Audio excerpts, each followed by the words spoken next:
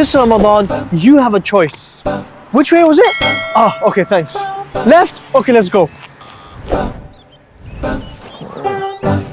You can choose to read the Quran like every Ramadan, but as soon as Eid comes, the Quran is abandoned. Majority of Muslims won't even read 10 pages of Quran with meaning until next Ramadan.